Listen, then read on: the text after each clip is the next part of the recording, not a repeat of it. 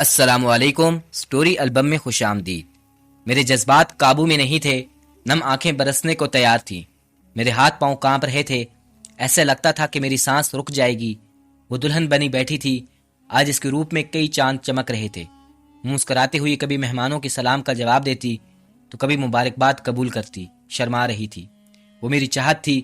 ہم نے بچپن سے اب تک تمام وقت ایک ساتھ گزارا تھا، ساتھ کھانا پینا، اسکول ساتھ جانا، ہر جگہ ہم ساتھ تھے۔ مگر آج وہ دلہن بنی بیٹھی تھی اور کچھ دیر میں رخصت ہو کر اپنے خوابوں کے شہزادے کے ساتھ جانے والی تھی، جو دولت مند اور خوبصورت تھا۔ اس کے پاس کسی چیز کی کمی نہ تھی، وہ ملک سے باہر رہتا تھا، یہ سب اس کا خواب تھا۔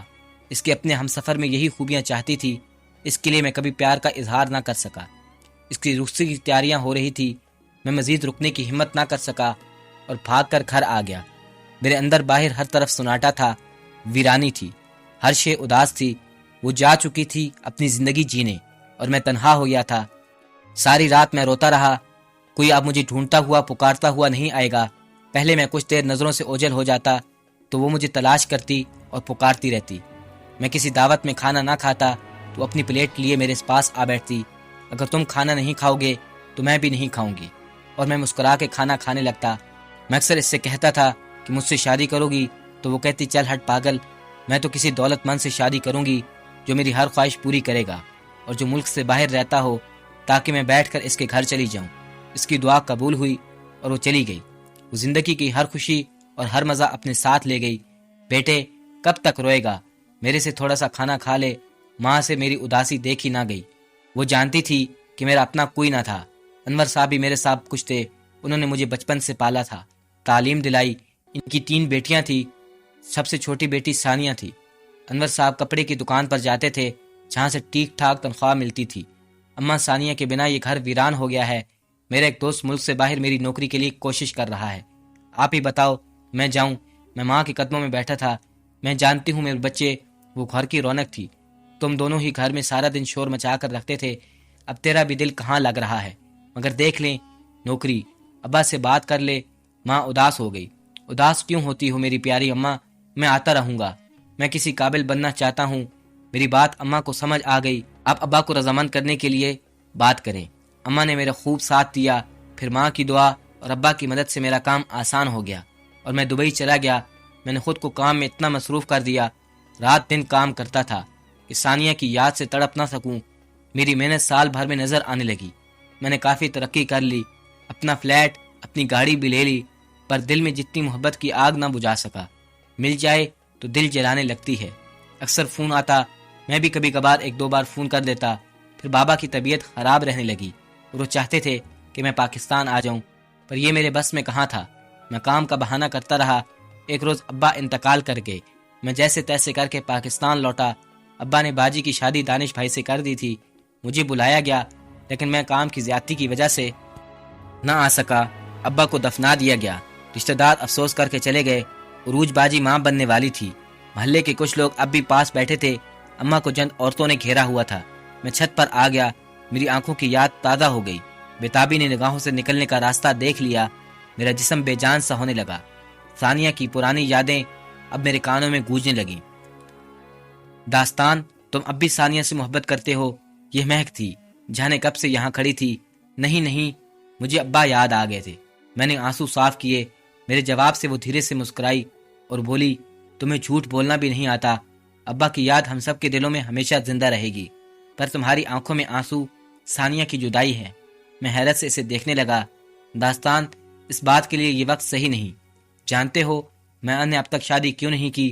مہک سوال پر میں نے اسے دیکھا۔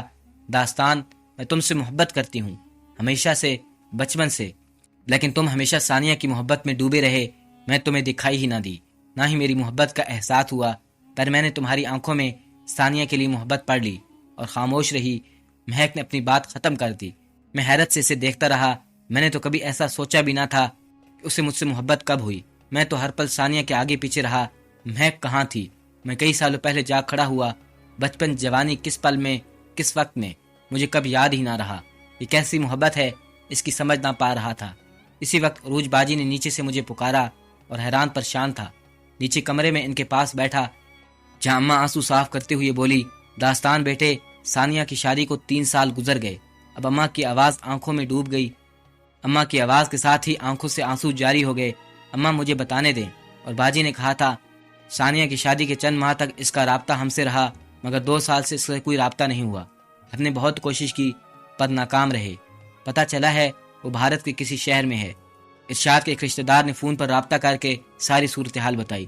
ارشاد ثانیہ کو مارتا ہے، اس پر ظلم کرتا ہے، اور سال بھر اسے طلاق دے چکا ہے، پھر بھی اس کا پیچھا نہیں چھوڑتا۔ تم اس پر جا کر ثانیہ کو لے آؤ۔ عروج باجی کی آنکھوں میں آنسو تھے۔ ثانیہ پر اتنی بڑی قیامت ٹوٹ پڑی، اور ابا نے مجھے خبر تک نہ ہونے دی۔ کم سے کم میں اسے گھر تو لے آتا۔ میں ماں کے قدموں میں آ بیٹھا۔ ابا نے مجھے اپنا نہ سمجھا۔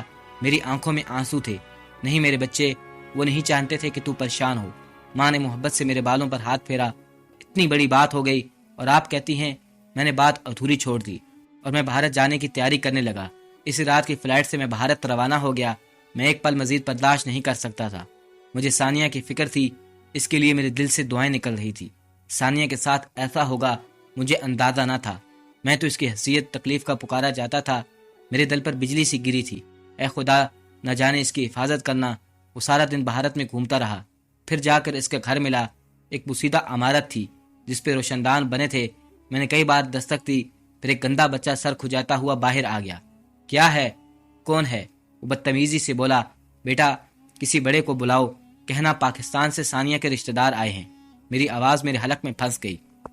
ماما ماما کرتا بچہ گھر میں دوڑ گیا۔ میرا دل زور سے دھڑک رہا تھا۔ کیا مصیبت ہے بھائی؟ ارشاد باہر آ گیا، گندے کپڑوں میں ملبوس، اور جاڑ حال یوں لگتا تھا جیسے بہت سالوں سے نہایا نہ ہو۔ ثانیہ کو لینے آیا ہوں۔ کہاں ہے وہ؟ میری اس بات کی سے اس کی بھوئیں چڑھ گئی۔ وہ بھاگ گئی ہے۔ وہ بے حیا یہاں نہیں ہے۔ کسی کوٹھے پہ تلاش کر لے اس بے شرم اور بے غیرت عورت کو۔ وہ جانوروں کی طرح لگ رہا تھا۔ یا خدایا، میری ثانیہ ان جانوروں کے ساتھ 3 سال سے رہ رہی تھی۔ میں جانتا ہوں وہ یہی ہے۔ میں اسے لینے آیا ہوں۔ میں نے دروازے پر پاؤں رکھ دیا۔ اس میں سارا گھر رو رو کے ناپاک کر رکھا ہے، ہماری زندگی حرام کر دی ہے۔ نکل باہر۔ اور اس بے حیا کو، یہ ارشاد کی ماں تھی جس کی بات پر مجھے اندر آنے کا راستہ دے دیا۔ کچے فرش کا یہ مکان، پوری عمارت بارش کا زور اٹھانے میں ناکام رہتی ہوگی۔ ثانیہ کہاں ہو تم؟ میں تمہیں لینے آیا ہوں۔ میں نے پکارا اور وہ میری آواز سن کر کمرے سے نکل آئی اور مجھ سے لپٹ کر پھوٹ پھوٹ کر رونے لگی۔ مجھے اماں کے پاس لے چلو، ان لوگوں نے میرے ساتھ بہت برا سلوک کیا ہے، مجھے صبح شام جلاتے رہے ہیں۔ یہ دیکھو۔ وہ پھوٹ پھوٹ کر رو رہی تھی۔ میری محبت کا ایسا حال بنا دیا تھا ان لوگوں نے۔ اس سے نفرت نے ارشاد کو گھورا۔ اب اس بے حیا کو لے جا اور نکل جا یہاں سے، یہ میرا علاقہ ہے۔ سوچ لے، میں تیرا اور اس منحوس کو ادھر ہی زندہ دفنا دوں گا۔ ارشاد میری نگاہوں میں دیکھ کر بولا، چلو داستان، یہاں سے چلو۔ وہ مجھ سے لپٹ کر روئے جا رہی تھی۔ میں نے ثانیہ سے بے انتہا محبت کی تھی، اسے پانے کی دعائیں بھی مانگی تھی، پر ایسا تو میرے تصور میں بھی نہ تھا۔ اماں اور عروج باجی مہک ثانیہ سے مل کر کئی گھنٹوں روتے رہے۔ اسے آئے 3 ہفتے گزر چکے تھے، پر وہ ابھی تک ڈری ہوئی تھی، اکثر روتی رہتی تھی۔ ہم سب اس کی دلجوئی میں لگے تھے۔ میں ماں کے کہنے پر اکثر سب کو کھانے پر لے جاتا، پرانی یادیں تازہ کرتا۔ آؤ آج ہم سب مل کر ہنستے ہیں۔ اکثر ثانیہ کو سمجھاتے ہوئے یہ کہتی، ارشاد کا حساب خدا خود کرے گا، وقت کب کسی کے لیے رکا ہے۔ 1 ماہ گزر گیا، عروج کے ہاں پیاری سی بیٹی پیدا ہوئی۔ میں جانے کی تیاری کرنے لگا۔ بیٹا تیرا ساتھ ہونے سے دن رات کی خبر نہ ہوئی، تو چلا جائے گا تو سارا گھر کاٹنے کو دوڑے گا۔ اماں میرا جانا ضروری ہے، پر میں وعدہ کرتا ہوں اب کی بار ضرور آؤں گا، تو پھر آپ کو چھوڑ کر نہیں جاؤں گا۔ امی مسکرا دی، سچ کہتا ہے نا؟ وعدہ کر جلدی آئے گا۔ تم جا رہے ہو؟ ثانیہ بھی میرے جانے کا سن کر آ گئی۔ ہاں، میں اپنا سامان پیک کر رہا تھا۔ میں تو یوں ہی پوچھ رہی ہوں، اماں نے بتایا مجھے تمہارے جانے کے بعد تمہاری بہت یاد آئے گی، یہ گھر تمہارے بنا اچھا نہیں لگتا۔ ثانیہ نے مسکرانے کی کوشش کی۔ آج وہ بہت خوبصورت لگ رہی تھی۔ گیلے بالوں میں میرے لیے بے چینی سی اس کے چہرے پر دکھائی دی۔ آج بہت اچھی لگ رہی ہو تم، ماشاء اللہ۔ میں نے اس کے سر پر چپت لگائی۔ داستان، اب تم مجھے ایسا نہیں مار سکتے۔ داستان، اب تم مجھے ایسے نہیں مار سکتے۔ میں اچھی نہیں رہی۔ میں اسے دیکھتا رہ گیا۔ میری محبت نے انگڑائی لی۔ محبت کے سمندر میں میرا دل ایک بار پھر سے دل لگانے لگا تھا۔ تم نے مجھ سے میری اولاد کے بارے میں نہیں پوچھا۔ وہ ایک دم یوں گویا ہوئے جیسے اسے کچھ کہنا تھا۔ میرا خیال تھا تم نے اماں کو بتا دیا ہوگا۔ میں نے اس کے چہرے سے نظریں ہٹا لی۔ ارشاد باپ بننے کی صلاحیت سے محروم تھا، اس لیے وہ مجھ پر ظلم کرتا تھا، مجھے مارتا تھا، مجھے جلاتا تھا۔ اس کی آنکھوں میں لالی آ گئی۔ تم نے عروج باجی کی بیٹی کا نام سوچا ہے؟ میں نے موضوع بدل دیا۔ ارے ہاں، میں تو بھول ہی گئی۔ وہ تو پوری کتاب لے کر آئی تھی ناموں کی۔ ثانیہ نے سر پکڑ لیا اور کمرے سے نکل گئی۔ میری محبت کسی گلاب کی طرح تازہ ہو گئی۔ میں واپس دبئی آ گیا۔ اکثر فون پر ثانیہ سے باتیں ہوتی، ہم پرانی باتوں کا ذکر کرتے اور کافی دیر تک ہنستے رہتے۔ وہ اکثر مجھے واپس آنے کا کہتی، تمہارے بنا دل نہیں لگتا۔ اس کی ایسی باتوں سے میری محبت پروان چڑھنے لگی۔ ایک دن اس نے فون پر بتایا، داستان، کل دانش بھائی کے چھوٹے بھائی کے لیے مہک آپی کا رشتہ آیا ہے۔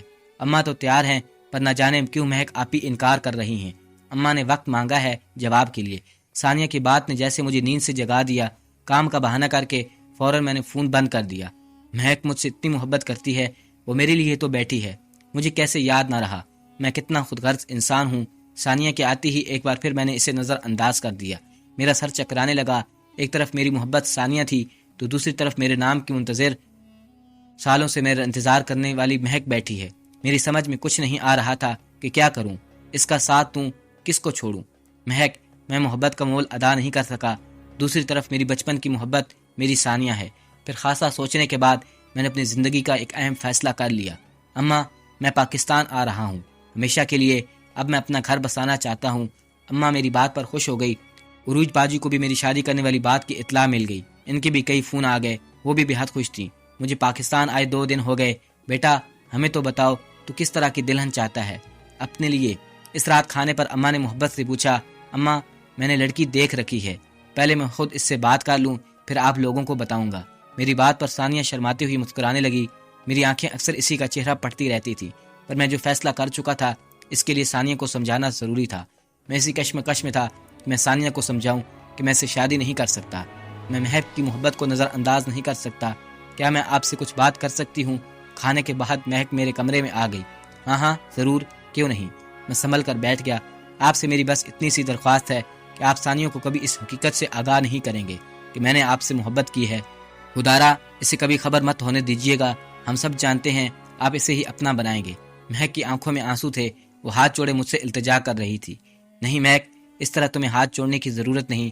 تمہاری محبت، تمہارا انتظار نظر انداز نہیں کر سکتا۔ میرے جذبات کو ثانیہ نے نہیں بلکہ تم نے سمجھا ہے۔ میں یہاں ثانیہ کو نہیں، تمہیں اپنا بنانے آیا ہوں۔